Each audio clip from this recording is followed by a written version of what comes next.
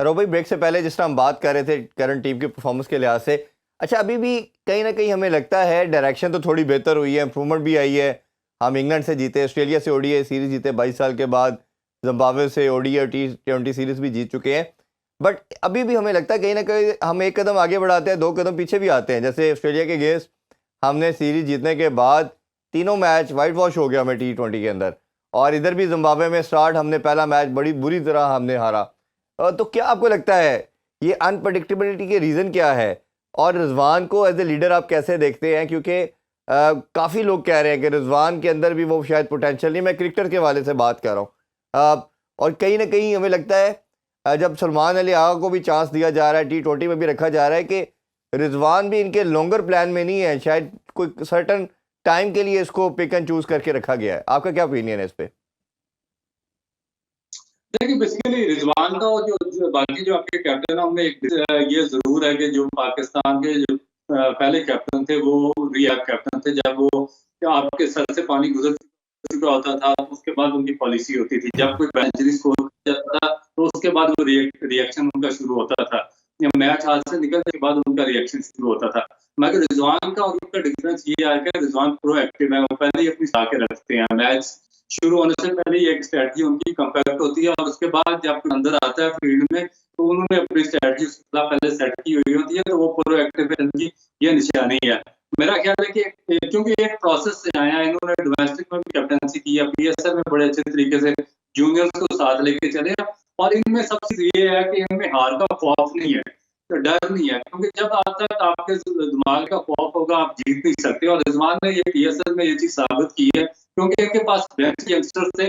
ये vice captain थे Pakistan super league में जिन्होंने सारे यंगस्टर्स को इक्वल अपॉर्चुनिटी दी और अमाउंट ऑफ अपॉर्चुनिटी उनको दी है, और उनको साथ लेकर चल रूम किया और अच्छे तरीके से गाइड करा। ख्याल है कि बड़ा अच्छा पॉजिटिव है।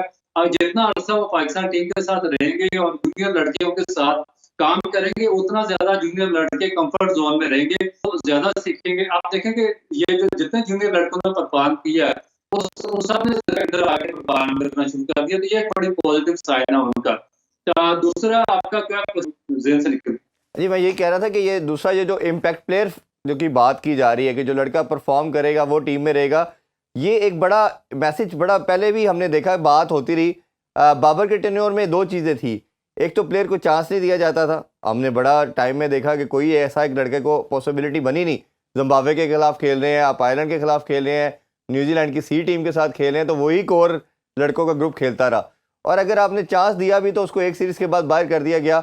और जो एक अक्सर आपके साथ भी मैंने कई दफ़ा शोज़ किए बात की कि जो 40-50 की बजाय 100 करने को प्रेफरेंस दी गई कि जिसने स्लो किया, और T20 के अंदर ख़ास तौर पे जो स्ट्राइक रेट बाबर और रिजवान का था उसने पाकिस्तान को कोई खातर खा विक्ट्रीज नहीं दिलवाई, और वो इफेक्ट हमारा पेनिट्रेट ओडीआई में भी करता रहा। तो आपका ये जो अब माइंडसेट आ रहा है कि जी अब जो परफॉर्मेंस है वो इम्पैक्टफुल होनी चाहिए, फेलियर से नहीं डरना, आपने जाना है और आपने विन की पोजीशन के लिए जाना, और स्ट्राइक रेट की परवाह भी करनी है, तो सिर्फ ये करनी है कि टीम की वो विक्ट्री के लिए फ्रूटफुल हो। तो आपका उस पर क्या ओपिनियन है, ये सारे ओवरऑल जो करंट सिनेरियो में माइंडसेट अब चल रहा है? देखिए, इसमें जो वीकर लिंक था वो पाकिस्तान क्रिकेट बोर्ड के जो पास चेयरमैन थे और जो मैनेजमेंट थी उनका था, क्योंकि वो रात को सर्व करते रहे, वो जो पाकिस्तान का नेशनल इंटरेस्ट था उसको सरेंडर करते रहे और अपने जो जातीय एजेंडा और इंटरेस्ट थे उसको लेकर चलते रहे। उसका एंड रिजल्ट ये निकला कि एक बड़ा स्ट्रॉन्ग ग्रुप आपका डेवलप हो गया क्रिकेट टीम के अंदर, और वही उसने सारा सिस्टम को अपने हाथ में लेके उसने मैनिपुलेट करना शुरू। आज चाहे किसी की परफॉर्मेंस होती थी नहीं होती थी, उसको साथ ले जाते थे, एक ग्रुप लेकर चलते थे वो, तो समझना बहुत ज्यादा जरूरी था। और उस ग्रुप पाकिस्तान क्रिकेट बोर्ड से ज्यादा मैनेजमेंट की उससे ज्यादा स्ट्रांग हो चुका था। तो मेरा ख्याल है कि इसमें क्रेडिट जो आपके चेयरमैन है उनको भी जाता है कि उस ग्रुप को तोड़ा है, और उन्होंने एक वादे एक मैसेज दे दिया कि जो आदमी परफॉर्म वो पाकिस्तान टीम के अंदर रहेगा और जो परफॉर्म नहीं करेगा उसकी कोई जगह नहीं है। और ये एक मैसेज था, और उसके जरिए एक रास्ते खुले हैं जो आपके यंगस्टर थे जो डोमेस्टिक में काफी लंबे अरसे से परफॉर्म करके थे, और उनको एक वीकेस्ट जो लिंक्स थे जो कमजोर तरीन टीमें मसलन आयरलैंड, अमेरिका, आप अफगानिस्तान होगी, जिम्बाब्वे या कीनिया, उनके खिलाफ भी उनके लिए अपॉर्चुनिटी नहीं थी। तो एक बड़ा टैलेंट वो मायूस होके वो एक तो दूसरे कंट्रीज में शिफ्ट हो रहा था, कोई क्रिकेटर थे और कोई बिल्कुल ही मायूस होकर अंडर परफॉर्म करना शुरू हो गए थे। बड़ा एक अच्छी होप आई है हमारे यंगस्टर्स के लिए कि अब सबको पता है अब इस तरह सीजन हो गया है जो हो रहा है उसमें जो यंगस्टर्स है कम से कम उनको पता है कि अगर वो परफॉर्म करें तो आगे वो उनकी पाकिस्तान टीम में जगह खुली है। अभी मैं आपको एग्जांपल शाहजेब खान की देता हूँ जो पाकिस्तान टीम में ओपनर है, उन्होंने 2 सेंचुरियां की हैं। और आप देखें ये जो अभी सर्कल है ये अभी चल रहा है, इसको बेहतर करने की जरूरत है। ये नहीं कि सारे मामला सही हो गए। एक बंदे ने 2 सेंचुरियां आपके जो अंडर 19 टूर्नामेंट में कर दी। आज जापान के साथ मैच था उसको नंबर 6 पर भेज दिया, बजाय कि वो अंडर 19 में तीसरी सेंचुरी करके नया रिकॉर्ड बनाता, उसको नंबर 6 पर भेज अपना एक नेपोटिज्म में एक लड़के को भेजा हुआ है, उसको ओपन करवा दिया आपने। तो ये चीजें हमारे चेयरमैन को भी सॉर्ट आउट करनी चाहिए, अपने क्रिकेट बोर्ड को भी। ऐसे लोगों को मेरा ख्याल है कि पाकिस्तान क्रिकेट बोर्ड के नजदीक भी नहीं आने देना चाहिए जो इस तरह की हरकतें करते हैं, जिससे पाकिस्तान के जो यंगस्टर्स हैं वो खत्म होता है और उनके लिए आगे रास्ते नहीं बनते। बिल्कुल। अच्छा, ये एक स्क्वाड के वाले से भी मैं ओबियसली आपकी राय जानना चाहूँगा। कई प्लेयरों की वापसी भी हुई। सबसे पहले मैं अगर बात करूं तो बाबर आजम से स्टार्ट कर लेते हैं। बाबर आजम पे बहुत प्रेशर बिल्ड हो गया, 2.5 साल से ज़्यादा का स्पैन हो गया, उन्होंने टेस्ट में कोई 50 नहीं की। इसी तरह T20 में स्ट्राइक रेट का इशू है। ODI का फॉर्मेट उनको काफ़ी सूट करता है, जो उनका बैटिंग स्टाइल है, शुरू में टाइम लेना या सर्कल के अंदर आते हैं तो वो रन्स भी करते हैं, बाद में वो इनिंग्स बिल्ड भी करते हैं, तो वो एक टेलर मेड किस्म का उनके लिए आइडियल सिनेरियो बन जाता है। तो अब ये रूल, कई लोगों का मानना ये है कि ये रूल सेम शाहीन पे भी अप्लाई हो रहा है। शाहीन की टेस्ट में भी परफॉर्मेंस नहीं है, T20 में भी बहुत रन देते हैं, और अक्सर क्रिकेटर्स ये कहते हैं, जो बैट्समैन है वो कहते हैं ये पहला फास्ट बॉलर है, लंबा फास्ट बॉलर, जिनको सामने छक्के पड़ते हैं।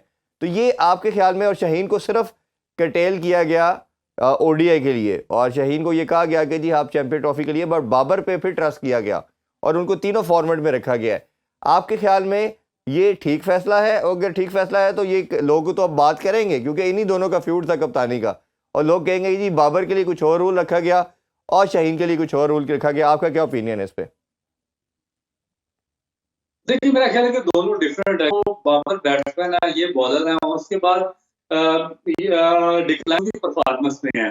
और देखें कि मेरा ख्याल है कि सिर्फ बाबर नहीं है, जो कैप्टन शान मसूद है, अगर उनके भी पास रिकॉर्ड का अगर देखें तो ये जो एक इंग्लैंड के खिलाफ मुल्तान छोड़ के उनकी जो एवरेज है वो भी 14 या 15 रन की एवरेज है, और 15 रन की एवरेज के साथ आपकी दुनिया की किसी टीम में जगह नहीं बनती, और यहाँ पर आप पाकिस्तान टीम के कैप्टन बने हुए हैं। तो इसका लिखा हुआ है सब्जेक्ट टू कैप्टनसी, अगर वो कैप्टनसी नहीं रहती तो शायद वो उनको सेंट्रल कॉन्ट्रैक्ट भी ना मिले और वो टीम में भी ना हो। देखिए ना, ये कितना बड़ा जुल्म है कि आपने उसको बगैर किसी परफॉर्मेंस के आपने पाकिस्तान टीम के साथ लिंक अराउंड किया और कैप्टन रखा हुआ, और कैप्टन होकर उन्होंने अपनी सीट मजबूत की। अगर कैप्टन ना हो तो उनकी जगह नहीं बनती टीम के अंदर। यही बात है कि 12-14 इनिंग का उनका भी फेलियर हो चुका हुआ है, उन्होंने भी स्कोर नहीं किया। अब होना क्या चाहिए था कि बाबर आजम को बेसिक जाना चाहिए था फर्स्ट क्लास क्रिकेट में वापस, और ये ऐसा प्लेटफॉर्म है कि आपको 8-10 मैचेस 16 इनिंग्स मिलेंगे, तो वहाँ पे आप प्रिपेयर होके जाएंगे, बैट पे आपका बॉल मीट करेगा तो फिर आप मीट कर सकेंगे।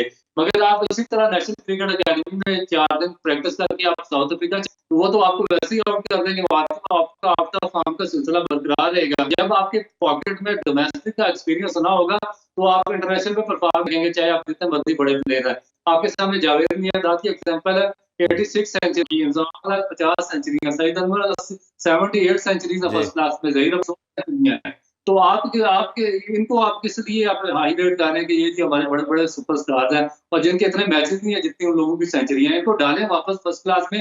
अगर ये परफॉर्म करते हैं तो फिर टीम में लाएं। ये नहीं हो सकता कि आप इंटरनेशनल में भी अंडर परफॉर्म कर रहे हैं, 12-12 इनिंग पे आपका फेलियर है, आप फर्स्ट क्लास के पूरे मैच भी नहीं खेल रहे, और फिर आप चाहते हैं कि आप सुपरस्टार भी रहे। शाहीन की जहां तक बात है, देखें उसको मैंने पहले भी कहा था कि इंजरी के बाद जो जिसने भी उनको वापस लाया था रिहेबिलिटेशन प्रोसेस के बगैर, उन्होंने उसके साथ जुल्म किया था। अब वही होगा कि उनकी 147 से 130 तक आ गई है, तो वो मैंने कहा था कि ये अपनी टीम में आस्था के लिए जगह बरकरार रखना बड़ा मुश्किल हो जाएगा। तो टेस्ट मैच में उनकी कोई परफॉर्मेंस नहीं है, जिसकी वजह से उनको टेस्ट मैच से ड्रॉप किया गया है। वनडे में उन्होंने ऑस्ट्रेलिया में काफी हद तक बेहतर परफॉर्म किया था, जिसकी वजह से उनको उन्होंने लिंगर ऑन किया था, मगर T20 में दोबारा वो अंडर परफॉर्मेंस रहे, जिसकी वजह से उनको T20 से किया गया। तो ये मेरा ख्याल है कि बहुत ही अच्छा और पॉजिटिव और बेहतरीन डिसीजन है, और क्योंकि यंगस्टर्स भी आ रहे हैं, अगर आप ये जगह ये अंडर परफॉर्म करते रहे और टीम के साथ भी ये कंसिस्टेंट चिमटे रहे, तो फिर ये चीज हमारे यंगस्टर्स के लिए बहुत नेगेटिव मैसेज आएगा। अच्छा, अगर बात करें तो अब्बास की एक बड़ी वापसी है, ऑलमोस्ट लोग कहते हैं कि सेज में छोड़ देता है, और एक आप जिस तरह का आपका बॉलिंग एक्शन था, या मैगराथ को आप रेलिवेंट कर सकते हैं, आसिफ को कर सकते हैं, उस तरह का बॉलर था। उसका कुछ नॉच पेस ड्रॉप हुआ, हमें याद पड़ता है 2021 में लास्ट उन्होंने वेस्ट इंडीज़ के अगेंस्ट मैच खेला था, तो उसके बाद उनको आउट कर दिएगा। बट वो हर सीज़न में डोमेस्टिक में भी और काउंटी में विकेट्स लेते रहे। अभी उनको कॉल किया गया है, और नसीम शाह को भी जो हमने देखा गया तो सिर्फ टेस्ट और ओडीआई के लिए रख दिया गया, और खुरम शहजाद को वापस बुला लिया गया है। और ये आपको लगता है कि ये जो पेस बैटरी है ये इस कैपेबल है कि साउथ अफ्रीकन पिचेस पे कर पाएगी? और ख़ास तौर पे मैं अब्बास के हवाले से जानना चाहूँगा, आप इसके इंक्लूजन के हवाले से क्या राय रखते हैं? अब्बास के साथ बहुत बड़ा जुल्म किया, क्योंकि 2021 में आखिरी टेस्ट मैच जो पाकिस्तान के लिए खेला और उसको बगैर वजह उठा दिया गया। कोई उस पे एलिगेशन नहीं था, वो कंसिस्टेंट परफॉर्मर था, 700 प्लस उसकी फर्स्टें हैं। जी। उसके बाद 10 विकेट रहा है, वो इमरान खान का उसने रिकॉर्ड पीछे तोड़ा। तो मेरा इससे बड़ा और क्या चीज आपके लिए आपको और चाहिए? एक कंसिस्टेंट परफॉर्मर, फिर उसको किस वजह से डैमेज किया, उसको साइडलाइन क्यों किया? कि उसकी पेस कम है, उसने तो कभी भी ये 131 132 से ऊपर जी। उससे बॉलिंग ही नहीं। और फिर जो आपके मेजर ना स्विंग था, ना सीम थी, ना एक्यूरेसी थी, ना लाइन थी, ना एक्शन था, आपने उनको 130 31 पर और पाकिस्तान शायद टीम मैं को सॉरी मदद कर रहा हूँ, आपकी बात काट रहा हूँ, ये शायद that is the only bowler जो एक लेंथ पे बॉल कर सकता है। आपका तो एक दूसरा बॉलर नहीं है जो 4 बॉले या 3 बॉले एक जगह पे डाल सके। बिल्कुल एग्जैक्टली। और मेरा नहीं ख्याल कि इतना बड़ी ज्यादती किसी के साथ हुई अब्बास के साथ। उसके बाद ही एक तो आपने वो पहली लेट आया था, उसके बाद ऊपर से उसके 3 साल आए दोबारा में आके वो कंसिस्टेंट परफॉर्म करता रहा, मेहनत भी करता रहा, दोबारा उसने अपनी परफॉर्मेंस मेहनत से और अपनी एबिलिटी से, हार्ड वर्क से उसे पाकिस्तान टीम में अपनी दोबारा जगह, और मेरा ख्याल है कि वो प्रूव भी करेगा साउथ अफ्रीका के खिलाफ। तो और उसके साथ जो मीर हमजा पेस बैटरी पाकिस्तान की है, मीर हमजा, नसीम शाह, और मेरा ख्याल है कि ये साउथ अफ्रीका में बेहतर पकड़ेंगे। अच्छा, ये मैं थोड़ा सा इमामुल हक के वाले से मैं बात ज़रूर करना चाहूँगा। हम बेसिकली उन प्लेयर पे बात कर रहे हैं जिनको या तो इंक्लूड किया गया या जिनकी डिस्कशन थी उनको नहीं रखा गया। इमाम ने अभी काज़म ट्रॉफी में सबसे हाईएस्ट रन बनाए, सबसे ज़्यादा सेंचुरीज बनाई जितने भी अभी तक मैचेस हुए हैं, और बात की जा रही थी कि उनका जो रिकॉर्ड है साउथ अफ्रीका में बहुत अच्छा रहा है पास में, और अभी इंक्लूजन हो सकती है, एटलीस्ट टेस्ट में तो उनकी हो सकती है, क्योंकि ओडीआई में तो चले साइम और अब्दुल्ला शफीक एक अच्छा परफॉर्म कर रहे हैं, आल दो के टेस्ट में भी थोड़ा अच्छा किया है, बट इंटायरली डिफरेंट कंडीशन है। तो आपके ख्याल में उनका जो इमाम का इंक्लूजन अभी भी नहीं हुआ, आपको लगता है ये मैनेजमेंट उनको अपने वो सर्कल में नहीं रखना कंसीडर कर रही, या आपके ख्याल में वो आना चाहिए, उनकी जगह बनती है? देखिए, इसमें साइम अयूब आपका बहुत ही पोटेंशियल और बहुत ही, और इसको आप ड्राफ्ट करने का सोच भी नहीं सकते। अब्दुल्ला शफीक टेक्निकली बहुत ही अच्छा, वेल बिल्ड तरीके से वो बिल्ड हो रहा है। उसकी जो आगे बढ़ने की पेस है वो भी बेहतर है, और आस्ता आस्ता वो बहुत ही अच्छे शेप में वो डेवलप हो रहा है। उसके बाद कामरान निजाम ने आधी स्कोर कर दी, फिर वनडे में सेंचुरी स्कोर कर दी। अब ये बाबर आजम को आप बाहर कर दी, और दूसरा आपका जो मोस्ट इम्पोर्टेंट चीज ये है कि जो इमामुल हक है उनकी जगह बना आपके कैप्टन शाह मसूद की जगह पे। आप देखें कि अब इन दोनों को इनकी आपस में टाई पड़ती है। वो कैप्टन है, वो बाहर हो नहीं सकते, इमामुल हक की जगह ही और जो बाकी यंगस्टर्स हैं उनकी जगह पे आप इमाम को टीम में ला नहीं सकते, क्योंकि उनका पास में फेलियर हुआ था तो आपने यंगस्टर को चांस दिया था। उसमें आपके साइम अयूब ने, अब्दुल्ला शफीक ने, और उसके बाद कामरान गुलाम ने, इन्होंने बेहतर परफॉर्म किया, इन्होंने अपनी जगह उसको सीमेंटेड कर ली। तो अब उसको वेट एंड सी करना पड़ेगा कि अगर ये शान मुझे सीरीज में परफॉर्म ना करें तो मैं भी उनको वापस लाया जा सकता है। अगर वो परफॉर्म कर गए तो फिर ऑन करना पड़ेगा, क्योंकि इस तरह की मिसालें जो है वो भरी पड़ी हैं कि कई ऐसे प्लेयर, मैं पास में आपको बताऊं, आमिर बशीर और आमिर सजाद थे, बहुत ही आउटस्टैंडिंग, हर सीजन 1500 रन करते थे, मगर आगे पाकिस्तान टीम में यूनुस खान, यूसुफ और इंजमाम थे, जिनकी वजह से उनकी जगह नहीं बनती थी और उनका सारा कैरियर जाया हो गया। तो इस वजह से फिर जो जिस पोजीशन पे आप खेलते हैं उस पोजीशन पे आप अनफॉर्चुनेटली आपका कैप्टन की, और कैप्टन बगैर परफॉर्मेंस पे खेल रहा है, जी। तो इमामुल हक की जगह उसकी बन सकती है, कैप्टन बाहर होगा।